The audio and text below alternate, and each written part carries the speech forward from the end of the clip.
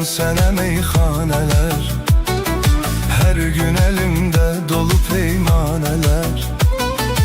O kadar içim çıksın ağıl başımdan, başıma dolansın deli pervaneler.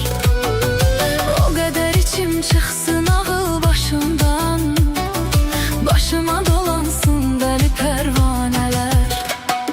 Benim tek eşkdən avara gezersen, mən olmaram dərdə çare gezersen. Addım addım ara ara gezersen, aramızı vurdu boş boş behaneler. Yazın sevgiden sənə meyxaneler, her gün elimde dolu peymaneler. O kadar içim çıksın ağıl başımdan, başıma dolansın deli pervaneler.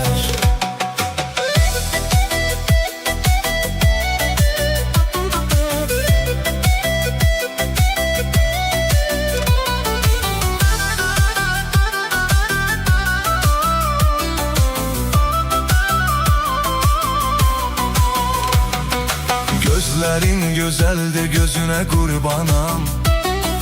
Esas odur ki yar sen hemen vurgunam. Ne sen Leylisən, ne de mən Mecnunam. İndi yoktur hemen ki efsaneler. Yazın sevgiden sənə meyxaneler, her gün elimde dolu peymaneler. O kadar içim çıksın ağıl başımdan, başıma dolansın deli pervaneler.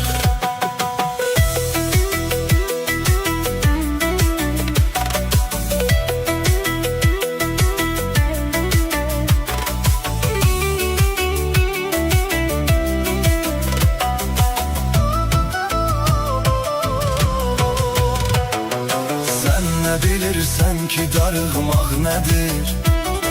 İçe içe çöllere düşmek nedir? Yağış kimi küçelere akmak nedir? Anlayar beni ancak bir çareler.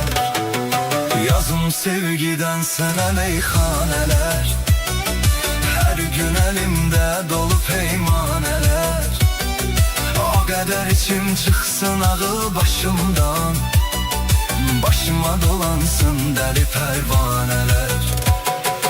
Yazın sevgiden sənə meyxaneler, her gün elimde dolu peymaneler. O kadar içim çıksın ağıl başımdan, başıma dolansın deli pervaneler.